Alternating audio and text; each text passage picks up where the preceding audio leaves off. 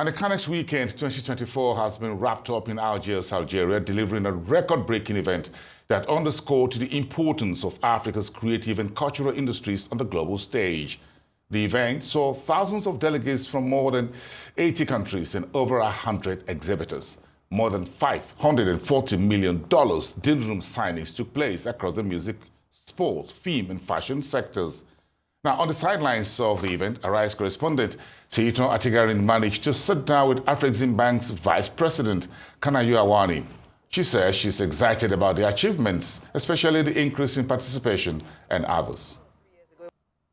As people ask me all the time, why is a bank like yours involved in creatives? And the question is, why not? Our agenda is to see how we can contribute to transforming our continent. You cannot ignore that in today's Africa, where 60% of Africa's population, are youth, are young people, and half of that are actually women. You have to think about inclusivity. But beyond that, it makes business sense. It makes economic and business sense. The potential is huge. It's a $2 trillion export market, and Africa is at the periphery. Africa is less than 0.5%, of that global export market. And we knew we had to promote it. We had to be involved. We had to enable it. We had to support it. And we studied the ecosystem and decided to introduce our interventions in several ways. Why intra-African trade? Remember, or maybe I should say, when we also introduce our intra-African trade strategy, we define intra-African trade as trade between and amongst African countries, but also trade between Africa and its citizens in the diaspora.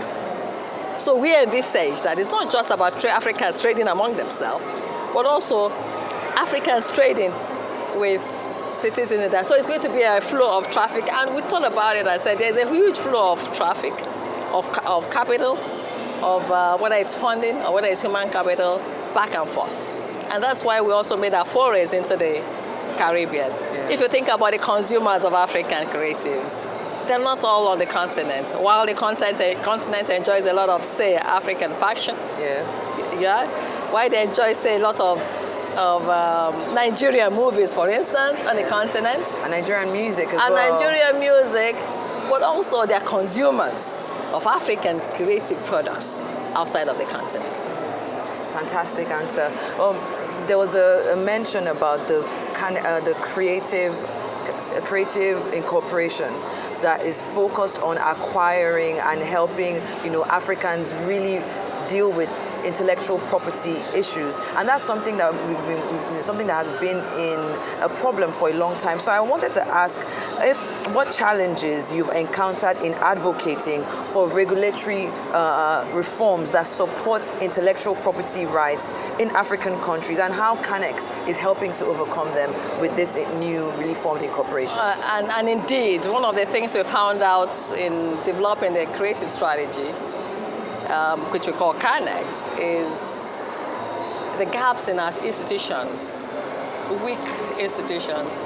And that's why we're really focused on not just intellectual property issues, but also even issues around standards, to make us more competitive to operate in the global space. So, and that's why for intellectual property in particular, we're a huge advocate of harmonization of, say, trademark registration. Yes. Because today, is a problem. And we also set out to incorporate that company. You talked about CCI, CANEX Creations Incorporated, this year in Rwanda as a subsidiary of FEDA, our Impact Equity Fund. And that's to help hold, buy up, and monetize the intellectual property of African creatives. It also helps to stem exploitation. Because what will happen today, as we've gathered in the film industry, for instance, is that if you go for pre-financing for any of this distribution, some of the distribution outlets, your rights go to them. And the pre-financing comes at a cost. So Afreximbank will say to you that, you can come and we'll finance you. We'll hold your intellectual property, and actually not just hold it, but support you to monetize and commercialize the commercialize it. And that's what the thinking behind it. What we try to do at the bank is always to see how we can address some of those problems. Which is very important. And finally, before I let you go, and I love the fact that you mentioned financing, because during his opening remarks, His Excellency President Benedict Orama actually spoke about increasing the funding of the African Film Fund from $1 billion to $2 billion. I remember about 2 or 3 years ago, it was $500 million. So just looking at that, the way it's gone over the last couple of years, why was it important for that increment to happen?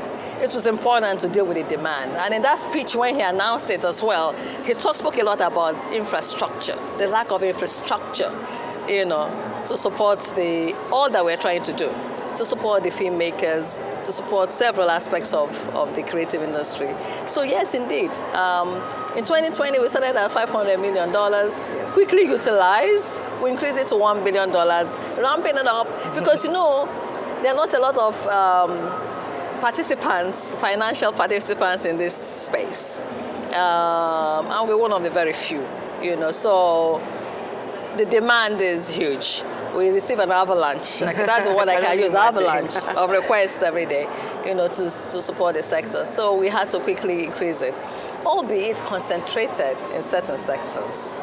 The biggest users of these facilities are in the sports, as well as in the film. Yes. It may be because of the need for infrastructure to support them, so there are huge ticket transactions. Yes. But beyond that as well, beyond the $2 billion where we are at now, we currently have a pipeline to eat up the $1 billion is a $600 million pipeline, even just from this event alone. Yeah. It's also a film fund, but that's a dedicated film fund that Impact Equity Fund, Fund for Export Development in Africa is working on as an additional support.